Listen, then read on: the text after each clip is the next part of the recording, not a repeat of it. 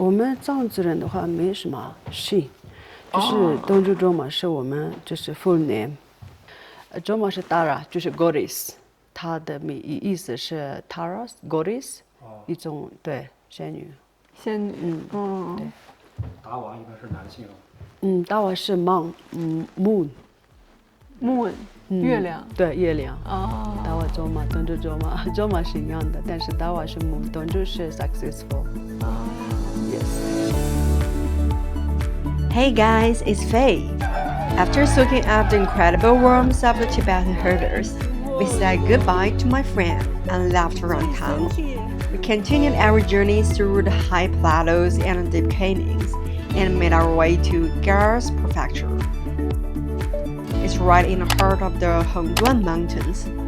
The terrain here is unreal, like jagged snow-capped peaks, deep winding canyons, endless grasslands, and rivers rolling through the valleys.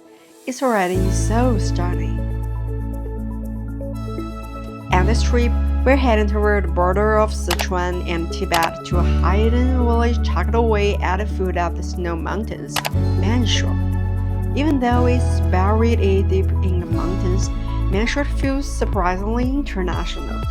Here we can see the famous monastery, Tibetan hosts who speak fluent English and French, and lots of highly educated young people. But at the same time, life here remains simple and traditional. People still farm barley by hand and traditional handicraft. That mix of modern and traditional is what really gets me. So come along with us and explore this sacred sport in the snow mountains.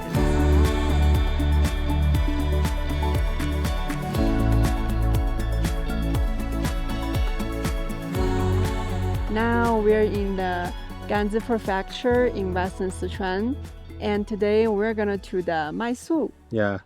Maisu is a village which is really famous for the Tibetan Buddhism handicraft. As we know that there are lots of local craftsmen here who can make all kinds of traditional items. Yeah. There are something interesting like tanka and incense, bronzeware, and something interesting handicrafts. Yeah, so I think if we have enough time today, we're going to try to make them, by ourselves. I think it will be really fun. Yeah. And, Mysore is located at the foot of the snow-capped mountains. So I think the scenery here would be really beautiful. Yes. And there is an Ashtar temple nearby. So we are looking around here, found something interesting. Yeah, I think today is going to be a really great day. And now we're going to hit the road and we're going to show you what we get into.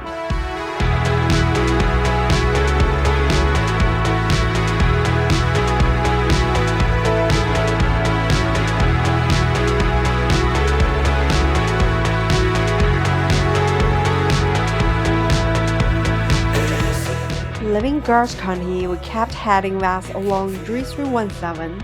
It's basically a straight scenic highway. On both sides, you get endless mountains and rolling grassy hills. The upper reaches of the Yellow River flow gently through the valley, not yet showing its wide power, and once its downstream bursts through the barriers of the Hongduan Mountains, it joins the Yangtze River, the longest river in China. Fed by the river, Yaks grazes happily in the lush grass and sow quietly in the weather. The barley in the fields is starting to turn golden, and harvest season is just around the corner. Honestly, driving through here feels like moving through a painting, heading towards that endless sky you can see in the distance.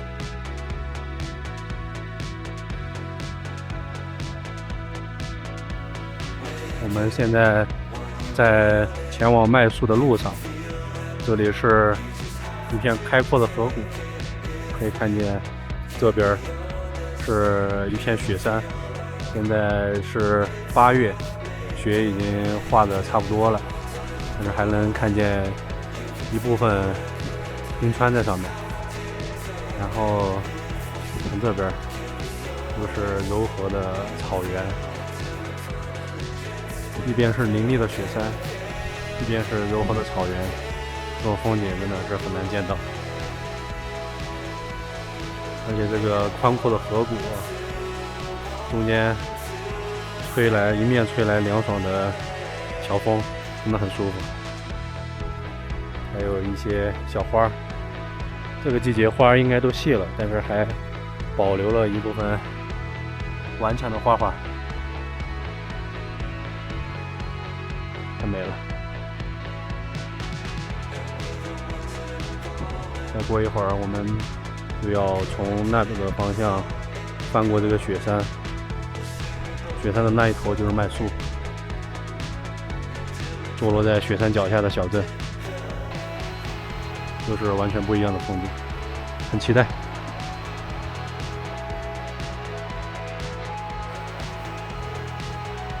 At the end of the straight road, we reached Maniganga, the intersection of G317 and G345. From here, the Sichuan-Tibet North Line turns southwest and heads straight into Tibet. 这是国道上的一个重要的一个小镇，有几条国道都在这里交汇，所以说还算比较繁荣。可以看一下，这种规模的镇在川西这边已经算是挺大的了。有的那种比较偏僻的小镇，可能就只有几个房子。这里已经处于川西的最西北边，再往西走的话就到西藏了。我们已经来到了西藏和川西的交界，然后在这里简单休息休息，吃点东西，然后再补给补给。下午就往麦宿去了。是这个吗？对。你你好，有人吗？你好。我们想买点这个。它这个不同的经文是吧？是经文不一样吗？经文不一样。哦。这个经文没得的。这个是啥？这个是没得的。这是这个是这是没有字的。没字。就是图案的。这个怎么卖的？一样。也是一样的是吗？哦，那就一样来一个吧。这个图案都是一样的。哦，这种的，就是用绳子捆在上面是吗？要不也来一个吧？这个怎么卖？15块。15块。哦，来一个吧。行。这个这个挂有什么要求吗？还是说没关系，只要到时挂上就行？挂上就行。挂上就行。哦，好的好的。我们在镇上买了一些经幡，还有经文。一会儿我们可能会路过雪山，然后在藏传佛教里面，雪山是很神圣的。这些经文还有经幡，把它挂在雪山上的话，可以祈福。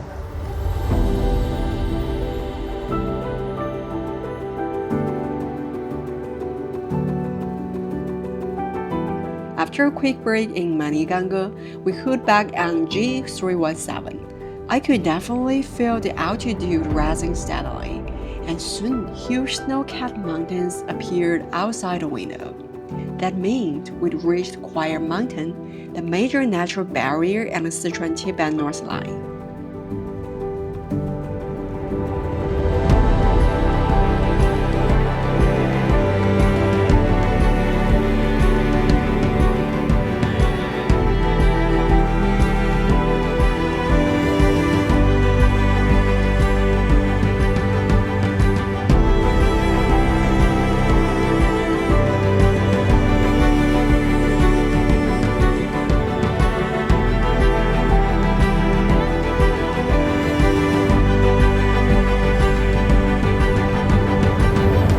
Standing at 6,168 meters, this peak might seem small, like a baby compared to the 8,000 meter giants of the Tibetan Plateau. but since it's surrounded by rolling hills and grasslands, it rises dramatically, like a massive wall blocking the way. Locals say even big birds cannot fly over it. That is why it's called Quiet Mountain.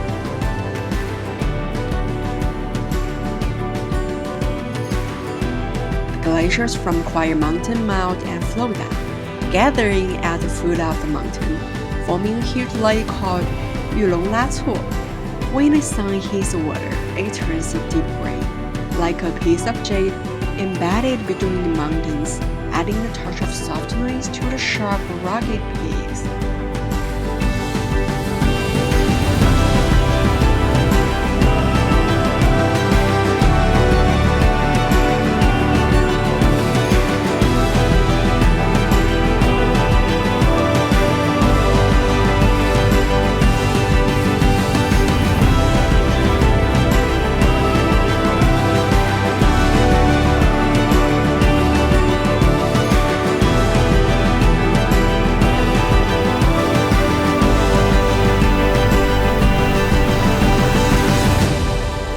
那座雪山就叫曲儿山，是四川和西藏交界的地方。翻过这座山的话，就到了西藏。然后我们刚才在吃饭的时候买了一些经幡，可以看到，这就是经幡，还有这个是用于向空中抛洒的风马旗、风马片。然后经幡它是有好多种颜色，这个黄色代表的是土地。绿色代表的是江河哈，红色是火焰，白色是白云，蓝色是蓝天。然后这个经幡的话，一般就是挂在这种雪山的垭口，还有就是那种湖泊旁边，用于祈福。我们下午开车会路过一个雪山，到时候我们准备把这个风马旗挂到垭口。然后再撒点经幡，祈福，向大家祈福。对，想把这份祝福带给大家。当当当。The main road we're heading to is on the other side of the Quiet Mountain. We had two route options. Take the National Highway, which is in better condition, but it would make us take a huge detour. Or take this local road on the other side of Manigangu. We decided to go with the local road. This road is not in great condition, some parts are super narrow, but it totally skipped the traffic and the national highway, and feels more like an adventure, exploring areas that are off the beaten path. There were barely any cars along the way, but we saw quite a few Tibetan locals hitchhiking. Since it's pretty remote out here, there's no public transportation. The only way locals can get around is by driving themselves or hitching a ride from passing cars. We saw monks heading out to pick up packages, elderly folks on their way to temples for pilgrimages, and Tibetan guys going out for their daily business. 我们准备去麦宿那边，体验他那个手工。对。你们老家是哪里哦？我是成都的，他是天津的。我是白玉县第六乡。白玉县。第六乡。对。夏天这会好少，冬天也有点累。对，冬天冷哈。冬天全是雪，应该。9月份开始下雪。9月份就开始下雪了。对。这么早。对。那不就是下个月吗？下个月就开始下雪了。对，我也说。那是不是等那个下雪那会儿就人少，就更少了哈？对，没得有过这么大雪，冬天不行。武汉话冻了一点点，这都不冻了。冻得不多。就是冻得不多一点点。So as we were driving along, and a Tibetan friend, he sometimes stared out a window, sometimes he'd be murmuring prayers under his breath. He didn't speak much Mandarin, so we only exchanged a few simple words. The vibe in the car felt kind of awkward, honestly. You know that feeling when it's just quiet and you're not sure what to say? Yeah, it was kind of like that. Halfway there, we passed a mountain pass covered in prayer flags, so we decided to hang the prayer flags we brought right there. It was perfect timing because the Tibetan guy actually showed us how to hang them properly and how to scatter the wind horse papers. Polar saw, polar saw, 后来说扎了说，对对，扎了saw。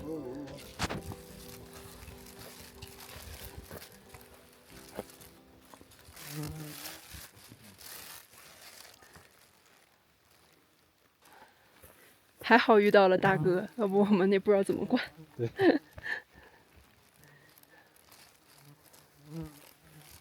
我呀，破烂说扎了说，就 polar saw 啊不，运气好，运气好，运气好。对，运气转西的了，西小的意思，幸福的意思。哦，对对，意思就这个。哦，我呀，一点点，一点点，一点点一点点撒。当时是。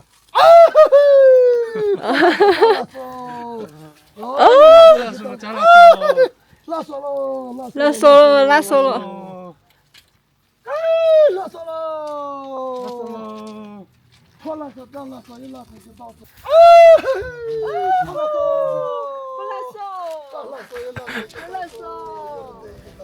那人在。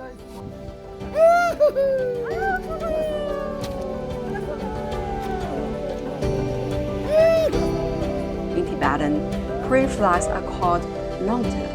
Long means wind and chang means horse. Most flags often have prints of a horse carrying the three treasures of Buddhism. It's believed that the wind carries people's prayers and blessings up to the sky. It was such a meaningful moment. 那您也有孩子啊？哎呀，有几个？家里有几个孩子？两个孩子。啊。一个是一个一个是来过。哦，一男一女。哦，那还挺好。现在读书了。现在在读书，就是在咱们这里边读书吗？我们那个一般是康定。康定。哦，对对。哦，在康定读书，那还挺远的。哦，对呀，对。多久回来一次呢？啊？多长时间回来？孩子多久回来一次？差不多一年2、3次就上来了。1年2、3次。对对对。哦。终于有洗澡。So after coming down a mountain, we followed this narrow local road deep into the valley, and this is where our Tibetan friend is from. Let me tell you, this valley is way more peaceful and secluded than we ever imagined. There are eagles circling the mountain tops, a temple halfway up the slope, little wooden cabins down below, and barley fields that are just starting to turn yellow. It honestly feels like we've stumbled into some kind of hidden paradise. 那像大哥，如果像刚才您回来，如果没有打上车怎么办？那慢慢来，走路上来慢慢走。慢慢走。对，打电话通电话，我接人。接您。对。哦。我们地方摩托车。这是土拨鼠。就是我们是刚才是我协助这个倒得很，我们来。倒得很，我可以拍一个，停下来拍一个。哦，这是他俩父子俩。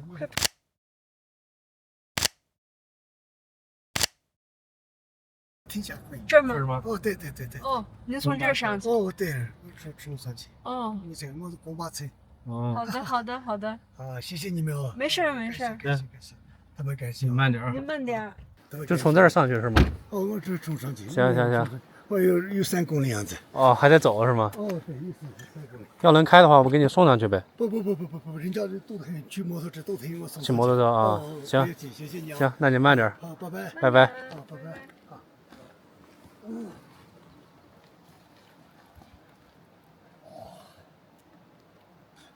拜拜。Now we are in the Denglongxiang. I'd like to share with you something really cool. We just picked up a Tibetan guy on a road who need a ride, and we drove him all the way to his home here in Denglongxiang. And oh my god, this place is just gorgeous. There are these traditional Tibetan buildings here, and surrounded by huge mountains. here you can see the streams, the yaks, the horses, the children who just playing into the river. Just everything is so beautiful, like a hidden paradise. We feel so lucky because if we hadn't ran into him, maybe probably never would seen such a beautiful place. And he told us a lot about the Tibetan life along the way. So yeah, it was amazing. I think it was unbelievable. And now we are planning to take some photos here and fly a drone to capture this beautiful place. Hello.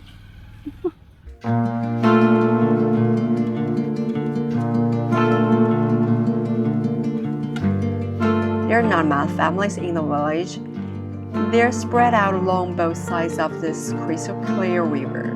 Locals wander by slowly, kids are playing in the mud by the river, and baby yaks are chilling quietly by the fences.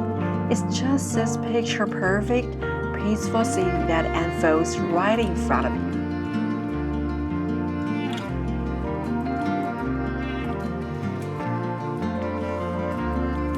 In western Sichuan, there are tons of these villages hidden deep in the mountains, but a lot of time we just stick to the main roads and end up missing those secret spots tucked behind the hills. Honestly, if we hadn't randomly met that local and decided to follow him, I probably never would have found this unexpected hiding gem. It was such an unexpected discovery.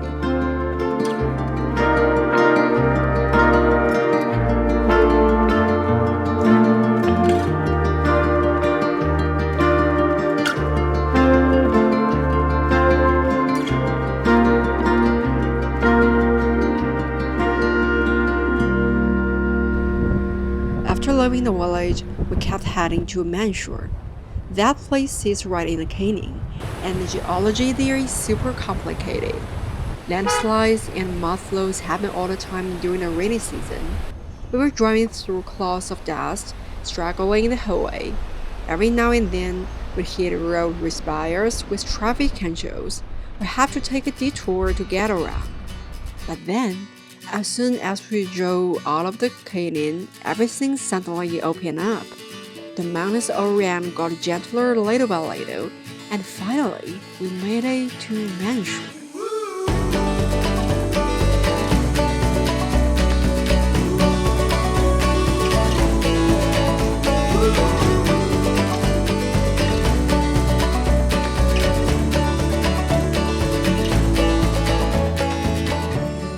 Manshur is a small town under Duba County in Gansu. It's in the eastern part of the Qinghai Tibet Plateau, and this area has been a religious and a cultural hub for the Khan region super early on. So besides having insane natural scenery, Manshur also has this rich historical and cultural vibe. You might think this place is all old and mysterious, but the locals actually mix modern and traditional lifestyles perfectly. They ride horses, herd cattle, go hiking and camping, but also grab coffee and eat hot dog. Why is that? We go check it out tomorrow.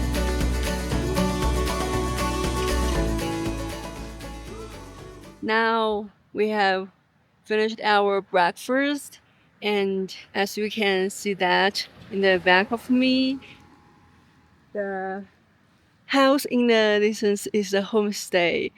We, stay here for 2 days, and I think it's a really great homestay. I just, lived really comfortable, and I like to show you the surroundings here. It's really beautiful. Look, now we are walking into the flowers, the grasslands. It's really, really beautiful. It's gorgeous. And can you see that? The clouds is just flying, on the mountain. 我们远远的看到这也是一户藏族的民居啊。这个我非常喜欢这边的藏式民居的这种颜色的搭配，主要主色调还是深红色、砖红色吧。然后它还会在窗户的周围用橘黄色、蓝色、还有红色、绿色、白色作为一个搭配，所以整体的它的颜色没有很突出，所以我感觉它整体的这种搭配颜色上很协调，有一种淡淡的质古朴的味道，古朴的味道。对，特别是这个木材，它本身就有一种那种比较柔和的感觉哈。对，是它这个木质本身给人一种，我觉得还是很自然的哈。对，嗯。然后跟周围的环境搭配起来，显得就是特别的轮廓。Heading up along the Maichu River, we made our way into the heart of Manchur and arrived at Duopu Valley. Meltwater from the snow-capped mountains gathers and flows down here, carrying out this wide, gentle river valley over countless years.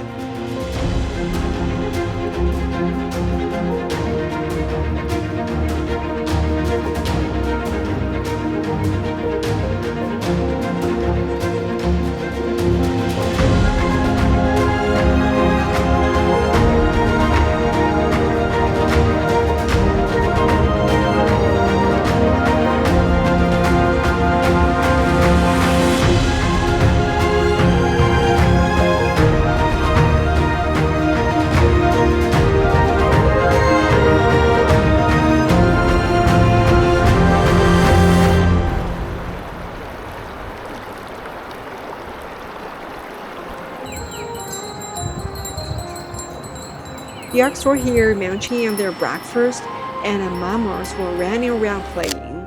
That's super cute. The homestay owner told us locals come here whenever they're not busy, just to hang out with nature and soak it all in. Of course, we were also totally up for getting close to nature. 慢慢，还有点吃的。哎呀，哎呀，你好大呀！你看它的脚好重啊，感觉。嗯，来，来，来，来，来，走。不好玩，都不能去。去看看，哈，爬树。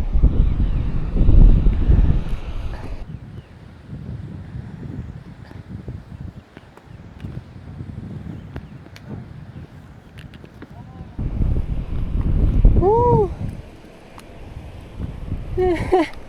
天哪！啊！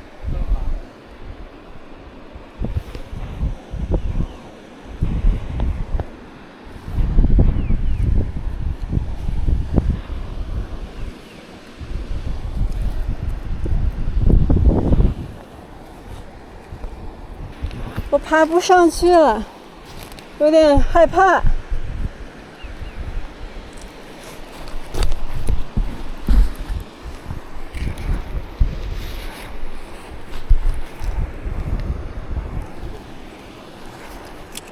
天哪！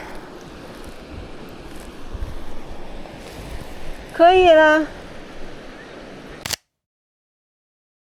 我有点害怕，但是还是蛮有意思的。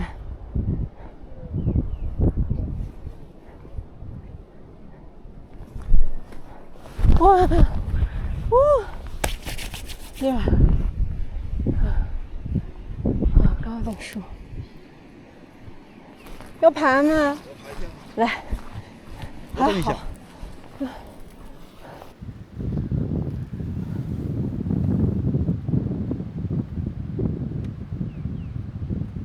小心它那个木头有一点点扎。哇！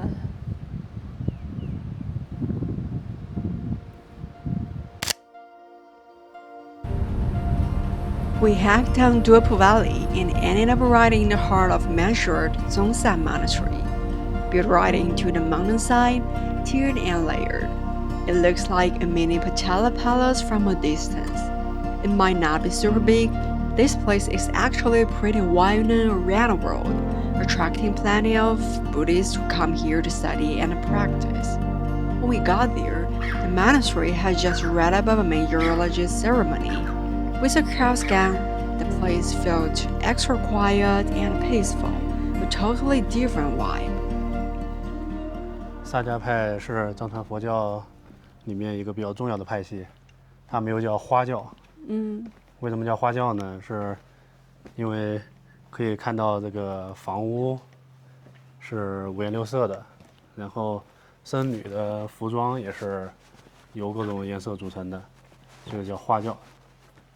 然后呢，这个中萨寺是在整个麦宿地区很有名的一个寺庙，它的历史已经有1000多年了，可以看到很多古老的东西。它这个颜色是不是也都是用那个矿物染料画上去的呀？应该是，就那种比较古老的寺庙应该是这样。就跟那个唐卡是不是有点像？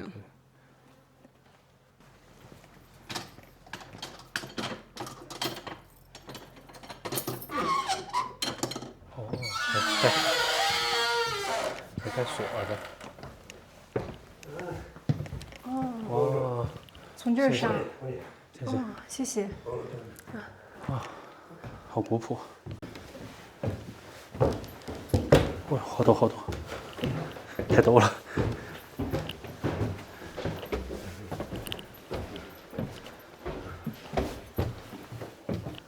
哦，这是活佛吗？对。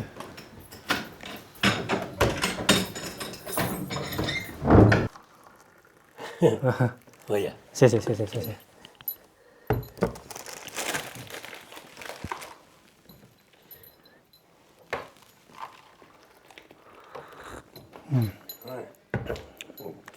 好好好，很香这个。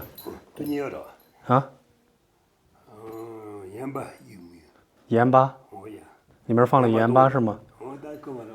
哦，它这放了盐巴这个茶。大哥嘛。盐巴。对。我大听不懂的，听不懂。听不懂。对。哦呀，对。喝点吧。谢谢。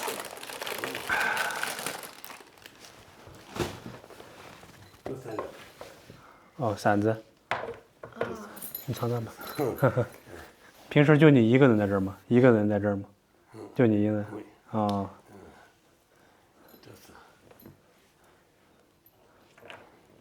谢谢。好，谢谢谢谢，尝尝。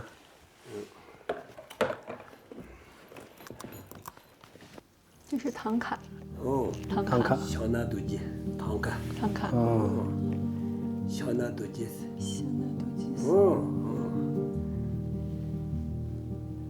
这个为人是红花。红花。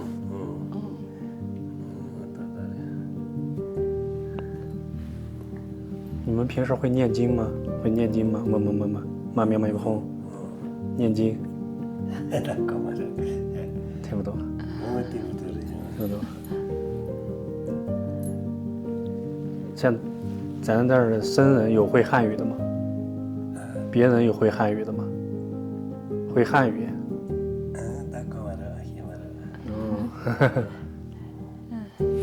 藏语。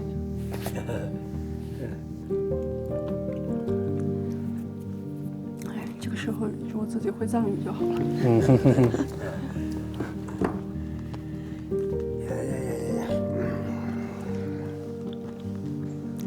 Hello guys, we just met a Lama and he lives in the residence of this temple. So yeah, he invited us to his residence. We drink the tea and eat the food, but you know, we can't speak the Tibetan language, so yeah, we can't communicate with each other. Yeah, maybe later we're gonna to, download an app to translate the language between the Tibetan and the Chinese. Yeah, and now we're continue to take around this temple, and we're going to show you what we get into. 太吓人了！你们看看牦牛的标本，太吓人了吧！好恐怖啊！好恐怖啊！这应该是西藏寺庙里的某种仪式吧？哇，好震撼，感觉它要活过来了。这个应该是里面是木头，外面是套了一层牦牛皮。你看它的舌头应该是假的，眼睛也是假的，蹄子应该是真的，毛皮也是真这的。代表了什么呢？可能我感觉应该是某种仪式。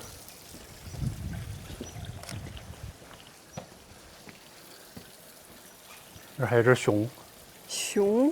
那儿还有只熊的标本，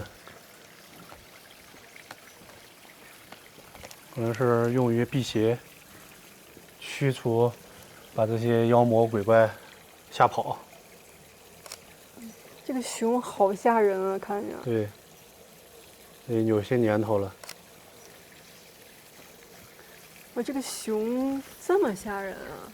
对呀，这还是体型小的，藏马熊体型挺大的。真是感觉能把人撕裂。对，就是给你一种心灵的震慑。嗯。你坏人到这儿来，看见这个凶恶的这些东西，就不敢直击你的灵魂。确实非常的震慑。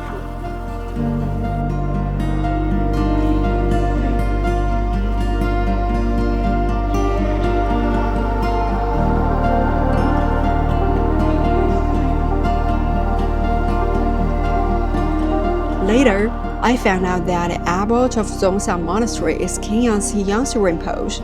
He's not just a Buddhist master, he's also a movie director, really forward-thinking. He's one of the main advocates for the right movement in Tibetan Buddhism, which is all about openness and inclusivity. The movement encourages learning from the strengths of different Tibetan Buddhist traditions instead of sticking to just one. It got me thinking, maybe the Ra movement didn't just affect Tibetan Buddhism, maybe it also brought new ideas to this region, helping shape a mantra that is both deeply traditional and unexpectedly open-minded. With that question in mind, we decided to check out the other side of Manshur, the famous handmade craft workshops. 然后我们就来到了一家当地最有名的工坊，叫青讷工坊。他的老板当年去美国留过学，然后现在他在工坊里面做什么那个叫铜器。对，他们还负责教学。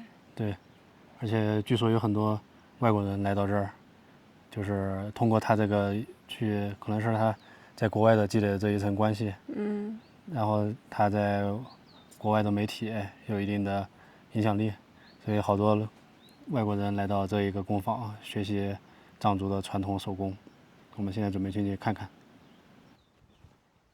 哇，这好大啊！对，它这个车有点大。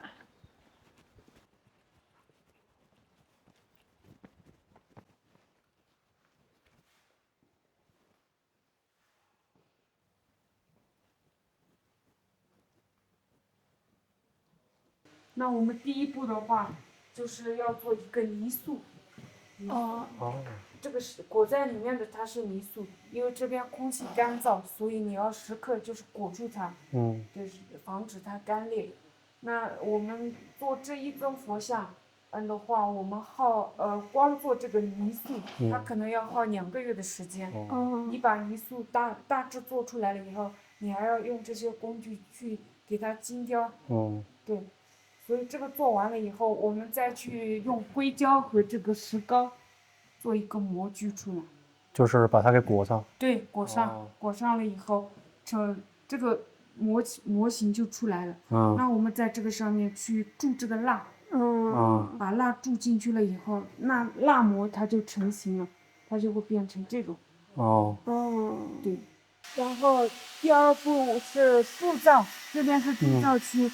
那我们是把刚刚的那个蜡膜拿到这边了，因为它在最里层，你从这边切个口，让那个在高温下让那个蜡流出来，流出来了以后，它在里面就形成了一个空膜。我们再把那个流水注进去，然后让它冷却，冷却成型以后，我们再把这个敲碎。就是一些成品。这是成品。对，但是像佛像的话，它的成功率可能就只有20%。比如说，你可以看到它这边，已经就是有点破损，对，已经破损，那这个就不能用了。这个是我们从铸造区里拿出来的一个成品，你可以看到，但是你可以看到它的。就是大致的形状出来，但是比如说一些纹路，或者是一些细节可能没出来，那我们要开始进行手工去篆刻它。比如说你可以看到一个对比，从头发丝到这边，还有包括它底座。那这一尊佛像，它可能至少敲了80多万下。哇塞！向那边去敲。那我们是要把你要敲的这个一尊佛像。你固定在这个松枝上面，这个是松枝，就是为了固定它。这个也太不容易了。对，这边也是很耗时间。是的，对。那麦宿这个地方是从古时候到现在就是这种手工艺聚集的地方。它特别集中。那这个很集中的原因是。以前修建这个寺庙的时候，大家就没钱请外面的人，那我们这边的自己学是吧？对大师就让这边的人出去把手艺带回来。对，所以这边的手艺可能会比较去边对。相当于咱这个那个老板，相当于是一个第一波把这个麦宿推送出去的。然后去美国学习，我还特别的意外，因为觉得就是跨度有点大。对，跨度一般都是先到外地，就是什么内地去学习，他直接去了国外学习。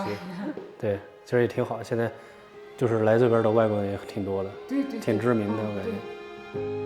Before leaving, I built a handmade necklace. It's kind of my way to support local artisans and their craft. We also got to meet the owner, Deborah Dorma. She's a craft guardian who has brought Manchua's handmade creations to the world. 这个是主意。您就是那个老板。老板是老板。老板，我听着楼哎，我说我长得不够明显吗？这不是影视飓风吗？这影视飓风。谢谢来了，看看。老板能跟您合个照吗？可以，5块钱。我真的好谢谢。But honestly, it's not just a chiller workshop. Over Manchua, we met so many young people who left the mountains for higher education and experienced life outside. But without exception, they all came back to their hometown. And now they're all working hard to bring Manchua to more people. Even the owner of the homestay we stayed at has an amazing story. Years ago, she went to study in India alone, then hustled in Shenzhen for years, and finally decided to return to her hometown. What made her leave and what brought her back? We knew we had to hear her story. As you shared before, you have the experience to study abroad, and you also have the work experience in Shenzhen. So, do you think this kind of experience can help you or give you some, a lot of, or to make you be more mind open? Yes. Because I can say that I have been a guest for 2 decades. Now I'm back to my home. hometown. Yeah. And then for the work experience, I have been working outstations for almost 6 years now. And I can say I was also a guest at some time, right? And so I changed place, but my identity was almost same. So that's why during the work, I also did a kind of tour guide, and I got lots of chances to interact with more and more people from all over the world when I introduced my hometown, and each of them really were very willing to come here to have a trip and see the landscape and very traditional lifestyle of this place. So that's why I thought I can speak English, and I should actually use this capability to interact with more and more people, to let them to know about this place. And also I myself see a lot of great things here, so I think we all should share with more and more people. Good things should be shared with more and more people, right? And this I say, share is carry.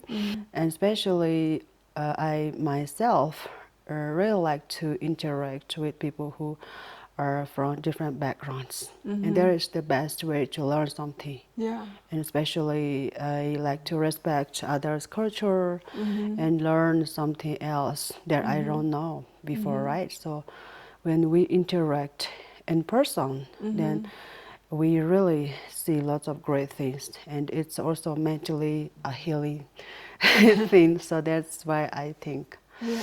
So I wish whoever come here, I could make them feel at home and to let them to talk together and make more friends. Yes. Wow. And during this 2 days here, we have learned that the local people in Mysore, some of them study in the other cities or abroad, but they decided to come back to the Mysore, to the hometown. So I think it's really surprised me. So why? For me, why I come back, one thing is I see something very special here, and that I should really keep close with my life. Yeah. Yes. Yeah. I don't want to separate these great things from my life. Because I was growing up here, I was born here, so I am more familiar with the things that we have in this town. So if we can start our living from this basic, I think this is even easier for everyone. Even you did your studies abroad or outside of this town, but it's not necessarily that you don't have basic memories of your childhood life and the life with your parents and your families.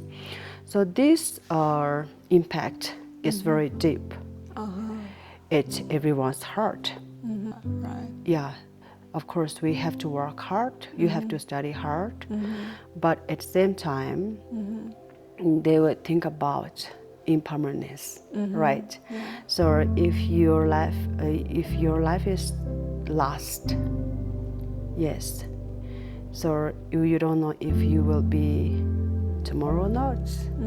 So you in this case you will think about your life to have lived fully in all the dimensional ways.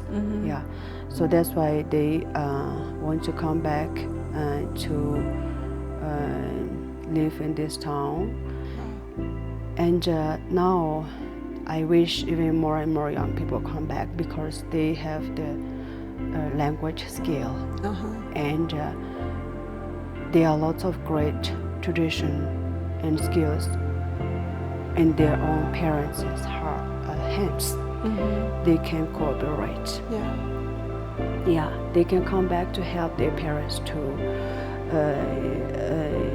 Do better. Yeah, yes, do this how to say, to work better and to interact with more outsiders.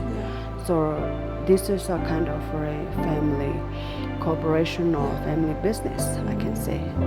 And through that, we are not only doing the business, more than that, we are doing a kind of preservation of culture, right?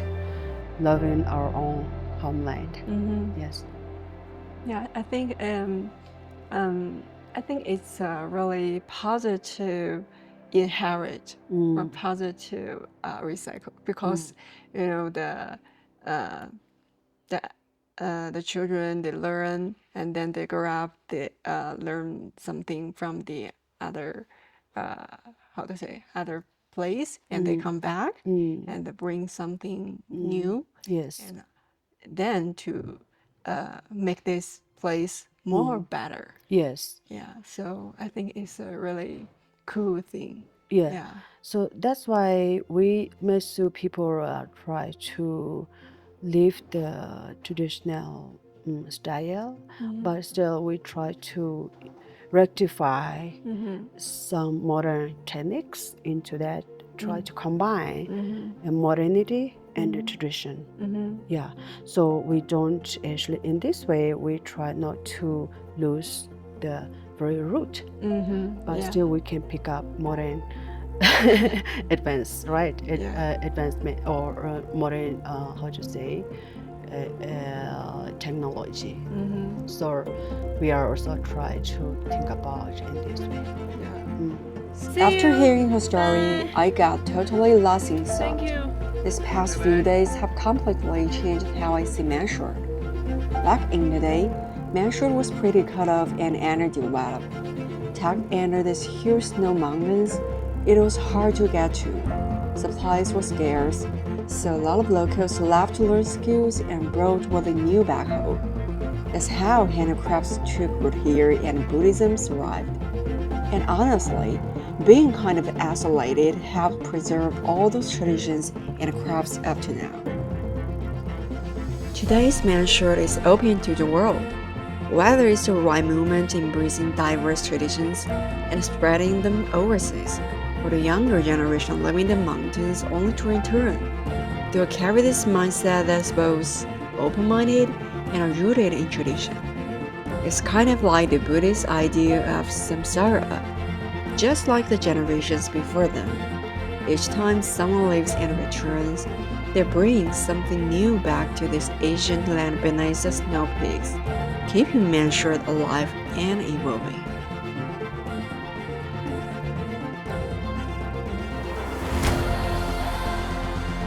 Alright guys, that's pretty much a wrap on our Western Sichuan adventure.